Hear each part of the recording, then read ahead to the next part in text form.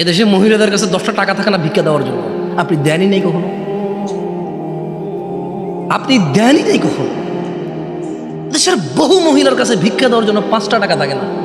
একটা ফকির আসবে 2 টাকা ভিক্ষা দিব, টাকা নাই তার কাছে, আপনি দেন না তাকে।